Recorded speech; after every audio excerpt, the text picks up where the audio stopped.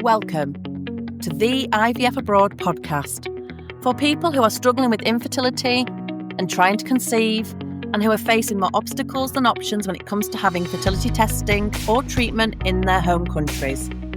Alongside other experts, I will share, educate and empower you on your journey and help you to learn more about going abroad for advanced fertility testing and treatments like IVF and egg donation. I'm Emma Haslam, your host, now mum of one, and the go-to expert in fertility treatment abroad.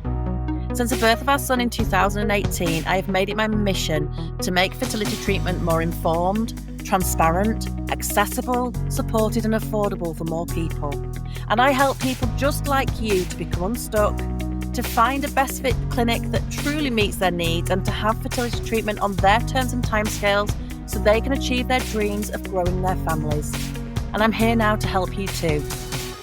Be sure to check out the free resources in the show notes for more help after listening to today's episode. Hello and welcome back to the penultimate episode of season 4 of this podcast. Next week will be the final episode of the season before I pause for a short break, and I will be back again probably in June or July. But before that, let's have a chat about what's in store for you today. And I also want to say thank you so much for being here with me. I don't take it for granted that you choose to spend this time listening to me. And thanks so much to those of you that have taken time out of your day to leave the show a review when you found it helpful. That just really helps the podcast algorithm to make it easier for other people to find the podcast. And then that means I can help more people. So if you haven't yet left a review, I would love it if you would do that. It takes literally 2 seconds to do so, but really, really will help other people to be able to find the podcast. All right, let's get into this week's episode. Earlier this week, I ran a live workshop, and what stood out to me wasn't the questions necessarily that people asked. It was more what people were feeling. And I want to share some of these things with you because it's likely that you may be feeling these things too. Confused, stuck, overwhelmed, second-guessing your decisions. And honestly, I see these things all the time. And I think it's so important that we talk about them though, because it's really common to feel this way. So you're not on your own. And often it's not about more information. It's about having the right information at the right time for your circumstances, and then being able to quickly get the clarity that you need to be able to take your next step. And I wanted to record this quite quickly, actually, off the back of that workshop, because even in, a small group, the feelings were the same as what I see every single day in my work. And the feelings also resonate with me because these are feelings that I felt when my husband and I were trying to piece this together ourselves 9 years ago. Questions, yes, but actually a lot going on underneath as well. And I think that bit, the what's going on underneath, is the bit that doesn't get talked about very often. So I want to share a few things that really stood out to me that are common that people struggle with. Feeling stuck is probably the biggest one. People feeling stuck, knowing that something needs to change, knowing that something isn't working, but they don't know what to do necessarily to work out what they need to do differently. They don't know what change should look like. They don't know what the next step should be. They're perhaps trying to work out too many of the steps when that's not really possible, and then that's just overwhelming. So they stay where they are, not because they want to, not because it's their fault, because they don't know what else to do. And it's a big decision, isn't it? In terms of choosing a clinic, choosing a country. This is big life stuff. And people feel the weight of this responsibility to make the right decision. And I totally resonate with that. But what can happen is we just get so overwhelmed, which is my next point, that we just don't know what to do and we can't move forward. And often overwhelm comes from feeling stuck, but also there is so much information out there now. Clinics about countries, options, costs, forums, social media, AI. There is a lot of noise and a lot of information. And while some of it is really helpful, instead of it helping a lot of people, what it's actually doing is just creating more noise, more overwhelm, more feelings of being stuck, and people trying to consume all of this information, often conflicting, often incorrect. And then again, they become stuck and they're not actually able to move forward because they don't know what to trust, who to listen to, what to believe, what's marketing, what's total nonsense. And it's really hard. Like, I was the other extreme when we were going through this. Like, there was hardly any information, which is also really hard. Now, 9 years later, there's so much information. And then what happens is, as I talked about in last week's podcast, is people research and almost over-research because it feels like there's this never-ending list of things to look at, because there is a never-ending list of information out there, and it never quite feels enough when we're researching. And so the work never stops, and therefore, again, we never move forwards. And that's not our fault. It's because it's something that we haven't done before. And so we're trying to learn as much as we can.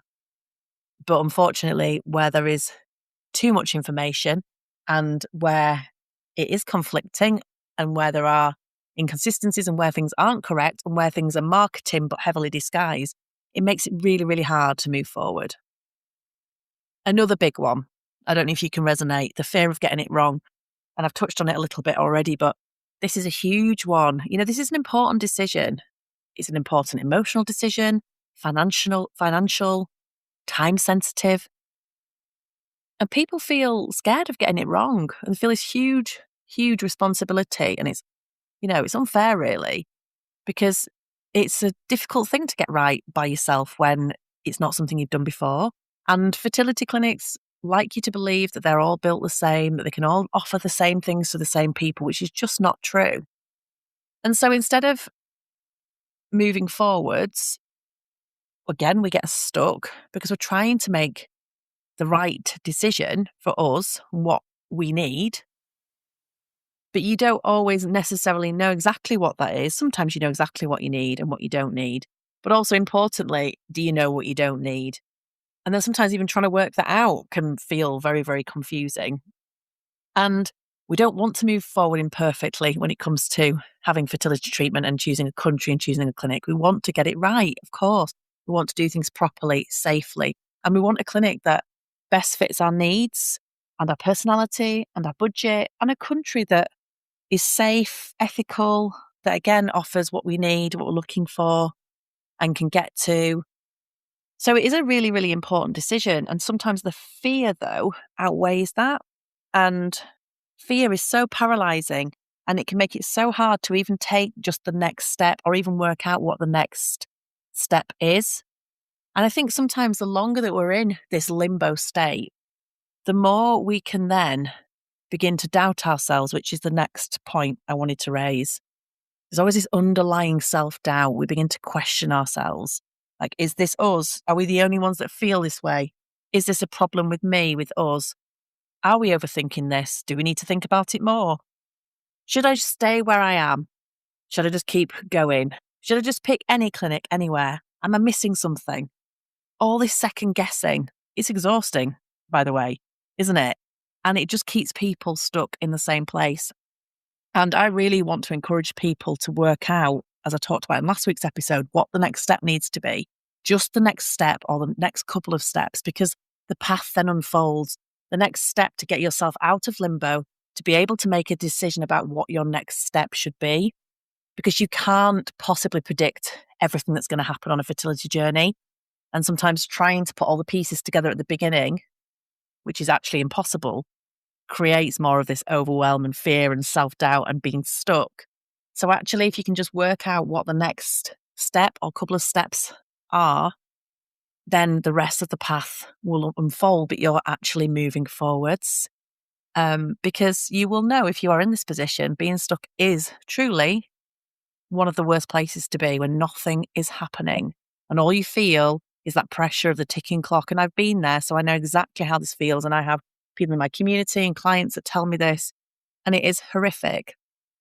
And when we doubt ourselves, that just keeps us stuck as well. And none of this is our fault. But it's really, really hard. And then the other thing is some people have got quite a quiet curiosity, I'd say, about going abroad. So it's not necessarily something that they've got a strong feeling about they want to do, but it's something that maybe they're hearing more talk in the media, online about fertility treatment abroad. They've heard of somebody that's been abroad. So it's in their mind, but they're not fully allowing themselves to explore it yet. So it's kind of sitting there in the background as a possibility, but one that hasn't had any action because there's so many questions. And without clarity on those questions, it just stays there. And sometimes that curiosity stays there because it might be that the people around you are not keen on going abroad. Maybe they don't know enough about it, or they have only heard, negative things about certain countries and then therefore think that that's the way it is in all countries and are therefore not supportive. Perhaps you have a partner and maybe they aren't curious about going abroad and you are. Or maybe you are curious, but you just haven't taken the steps to kind of answer the questions that you've got to help you to decide if going abroad is right for you or not. Because again, it's about that limbo state. It's about trying to be able to get the information that you actually need and is possible to get from the right places to be able to work out what that next step is. And actually, even just working out whether you're going abroad or not is one of those key steps. And this really showed me, which I already knew, but it just reinforced it again, is that people don't need loads of information. They need the right information for their situation in the right order and at the right time so they can get some clarity. And then they need to work out, potentially with help, what that next step looks like and a way to approach things so that they don't feel overwhelmed and that they don't feel stuck and so that they can move forwards. If you've been listening to this episode and thinking, this is exactly how I feel, Emma, then just know you are not doing anything wrong. You're not behind, you're not missing anything obvious. You've just not been shown enough how to approach this in a way that can help you to move forward. And that's exactly why I ran the live workshop last week. Now, granted, you're listening to this thinking, well, that's lovely, Emma, but your live workshop has been and gone. And it has. But the good news is I have put a link so that you can watch a recording of this training in the show notes so that I can give you the clarity as well. And it will help you to understand what your options actually are or could be, help you to work out whether going abroad could be right for you or not, what matters when making decisions about going abroad, and how to start thinking about what the right next steps might be for you. So if you didn't join live, don't worry, because you can catch up and watch the training via the link in the show notes. And if I've talked about anything in this episode that's resonated with you, I would really encourage you to go and carve out the time to watch it. It's about an hour, but there is so much value in there, and it will help you, if you're feeling any of these things, to move forward in the right direction for you. Because as I said, what you don't need is a load more information. You need the right information in the right order that isn't biased and at the right time from somebody who has been there and gets it and is impartial, because that's important too. All right, I will leave it there for today and I will speak to you next week. Bye for now.